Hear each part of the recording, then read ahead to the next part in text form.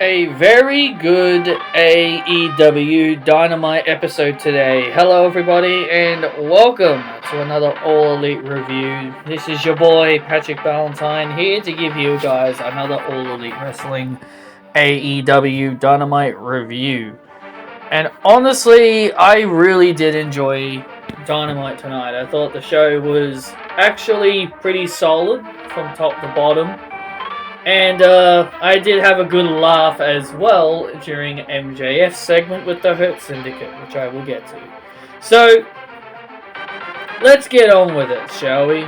Let's get on with it. The show opened up with Toni Storm arriving into the arena with Luther, her manager, and is eventually attacked by Mercedes. Mercedes Moné attacking Toni Storm, and she ends up telling her, "Let the games begin, bitch," and proceeds to attack Toni Storm afterwards. And then Mina Shirakawa would then come down to pretty much come to Toni's rescue. This is a good way to start things off. This was a good way to start things off, and I was very much okay with this because Toni Storm, you know, she's doing great. Mercedes needed to step it up a bit. Like, I know Mercedes can get very serious, and I know she can get very vicious when she can. So it's nice to see the vicious side of Mercedes here. Despite the fact that she's gotten like 6 darn championships, we needed that vicious side. You know, I've been seeing a lot of people, there's been a lot of back and forth here, that some people would like to see Toni Storm become the first person to actually defeat Mercedes. Now, I wouldn't be against it. And from the reason that some people brought up, I thought it was an interesting reason, and it actually didn't occur to me until recently when the person mentioned it. Toni Storm is apparently winless at All In.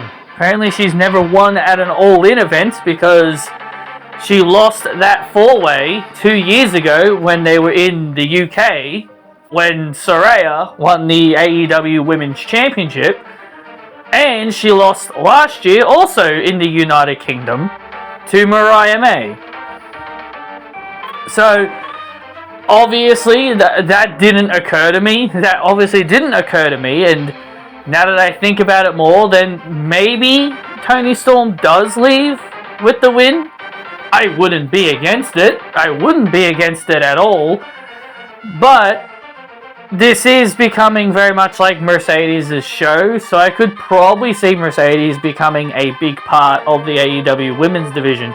Like, obviously, she is. Like, she's got 6 titles. Like, she'll soon have 7.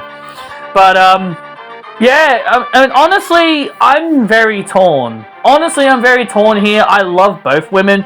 This is a dream match I've been wanting to see. So, I guess I can really chalk it up to, it doesn't matter who wins. I think I'll be pretty happy regardless. I think I'll be happy if Toni wins, and I think I'll be happy if Mercedes wins. So, really, this is a dream match I've been wanting. So, I don't think it would really bug me all that much when it comes to the results and who could leave that match with the victor as the victor. Ospreay and Swerve challenged the Young Bucks at AEW All In. They were scheduled in a tag team match, and they emerged victorious. They emerged victorious in a tag team match, and all that. They were supposed to have a match later in the show, but then the Young Bucks use their power, since they are EVPs.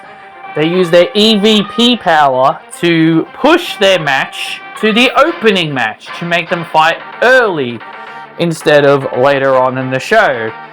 So they challenged them at All In with their EVP title on the line. So I'm guessing the stipulation would be, if Ospreay and Swerve win the match, then the Young Bucks will lose their rights to being called EVPs, I guess. I'm guessing that's supposed to be the term. Or does that mean Swerve and Ospreay become the new EVPs? I mean, wouldn't that be something? But I think it probably means like if they lose, then if Ospreay and Swerve win, then they lose their rights to being EVPs. I'm guessing that's what it means. Kota Ibushi, he has his first match back, and he takes on Trent Beretta. That name sounds familiar to me. That name does sound familiar. I think he used to work in WWE. The name Trent Beretta, to me it just sounds familiar. Like, I remember a guy in WWE with the name Trent Beretta. Be sure to correct me if I am wrong on that occasion. So, yeah, I think I remember a dude in WWE that was named Trent Beretta. And I think it might be this guy. So, man, what a blast from the past. Man, what a blast from the past is that. But yeah, Ibushi wins, no surprise. And he confronts Okada afterwards. So Ibushi is in Kenny Omega's corner and giving him some helping hand heading in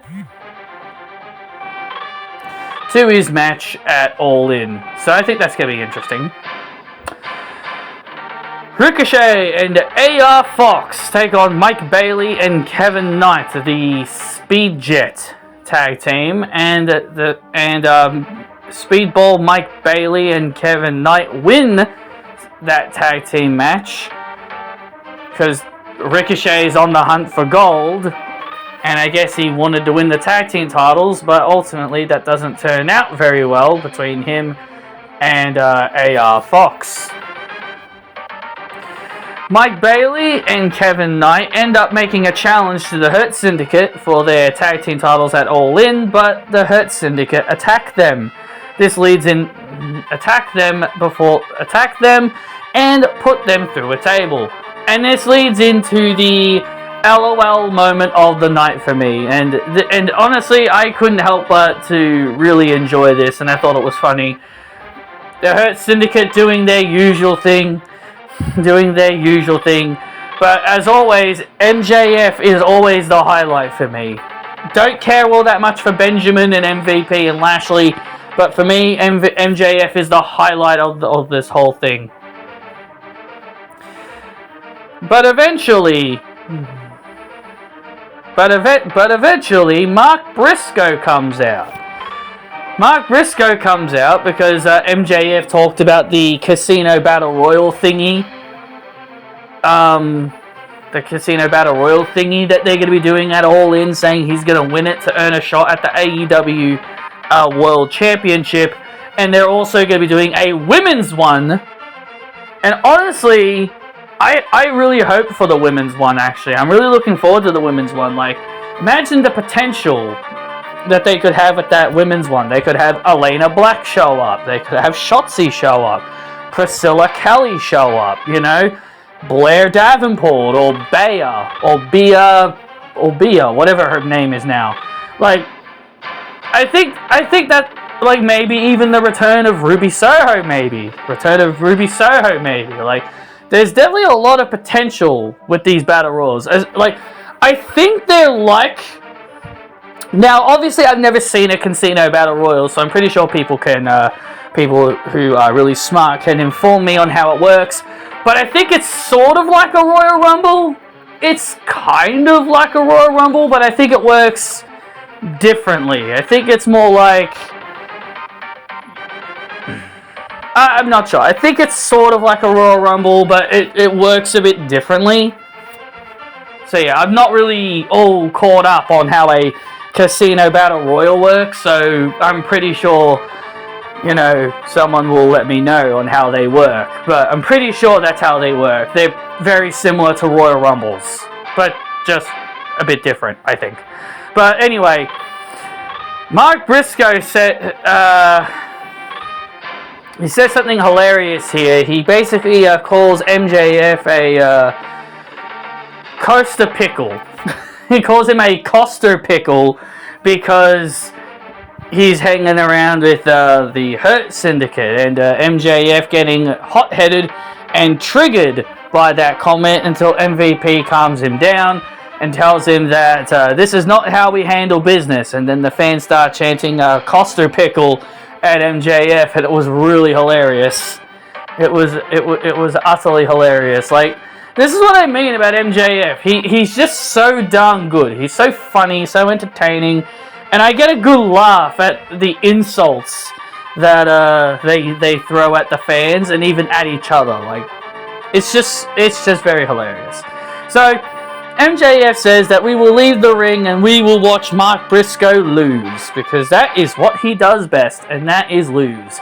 But lose he does not. In this case, he ends up winning his chance to enter the Casino Battle Royal. He wins the Casino Gauntlet 4-way to enter number 1 in the Casino Gauntlet.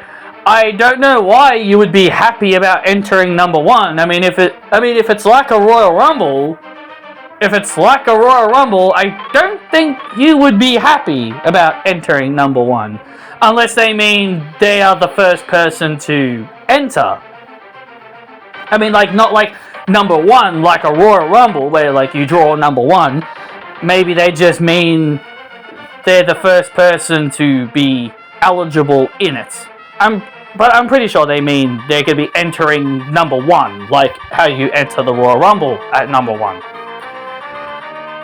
Then we get a women's one, very similar to the one with Mark Briscoe. It's Chris Statlander, Willow Nightingale, and Athena, and Thunder Rosa. I will be completely honest, I was kind of expecting Athena to win this. I was actually quite surprised she didn't. But they gave this one to Chris Statlander. She ultimately won, and she pinned her friend, Willow Nightingale. To also compete in the Women's Casino Battle Royal. She won the Gauntlet Fatal 4-way. I was very surprised that Athena didn't win, because I think when I saw this match, I thought to myself, oh, I think it would make a lot of sense that Athena was going to win, but no, they didn't do that. Again, I just kind of wish they'd get that bloody Ring of Honor thingy off her. Like, she's just had that darn thing for so long at this point. She's had that darn thing for so long. I kind of wish they'd just take it off her already. Like, I know beating her is going to be a big deal. I know they're probably going to make it I know they want to make it a big deal when she eventually drops it, but I don't know, man. I kind of think maybe people are going to get kind of bored of seeing her with it. It was sort of like, it kind of reminds me, again, of like Roman Reigns, where, while, yes, the feel-good moment of Roman finally losing was big, but eventually it does get to the point where people do get bored. Well, yes, they'll be happy to see Roman finally lose, like they did at WrestleMania 40, and while, yes, people will pop when Athena actually does take the fall and lose, I just don't know who it should be to. Thunder Rosa, maybe? I don't know. I think at the end of the day, they really need to decide who's going to take that thing off her. And that's probably why she's kept it for so long. Because they don't know who to take it off her. Well, Billy Starks is right there, her so-called minion, so why not just have her be the one that beats her for it? So, Chris Statlander is on the verge of a heel turn, it sounds like, because she might be joining the Death Riders, because Willow Yuta and Marina Shafir interfered during this Fatal 4-way, and Chris Statlander took advantage and dropped Willow with a pile driver to pin her and score the win. I think Chris Statlander joining the Death Riders is going to be, a good thing for her, because, I don't know, man, I was kind of confused with Chris Statlander before. Like, I remember her being a heel when she turned on Willow before, and then she went back to being a babyface during her feud with Mercedes, and I was just like, I thought she was a heel, but okay, and all that. So, I don't know. I just think they need to I think Tony Khan needs to make up his mind with her. Is she going to be a face, or is she going to be a heel? It's not as bad as Shawn Michaels with Tatum Paxley, though. Like, Jesus Christ, it feels like every few months Tatum Paxley goes back and forth between face or heel. Because I swear, it just feels that way with how they handle her in NXT. So the main event is Hangman Page. He takes on Beast Mortis. What a coincidence that this guy starts dating Mercedes, and now all of a sudden he's in the high-profile slots. I don't know if that's just a coincidence or not, but it's kind of hilarious if it is. But yeah, these two was alright, I suppose. These two were alright. Hangman Page wins with the buckshot lariat to score the pinfall win, and then the Young Bucks and the Death Riders attack Hangman after the match until the Ops and Will Ospreay all come to the ring to pretty much give the assist to Hangman. Moxley then had a promo backstage about how he wants Hangman to take the brass ring and all that stuff. So I guess it's like he wants him, it's almost like Moxley wants him to take the responsibility of being the guy. So yeah, I thought this was a fine show. I thought this was pretty solid, pretty enjoyable. I enjoyed, some of the stuff on the show. Like, here's the thing. This is the big major difference. When it comes to the male wrestlers, I don't really care all that much when it comes to WWE. When it comes to WWE, there's not a lot of things about the male wrestlers I care about. Maybe outside of Randy, but that's not major. But here in AEW, I'm invested with, I'm quite invested in the Hangman Moxley story. I'm invested in the Young Bucks story with Swerve and Ospreay.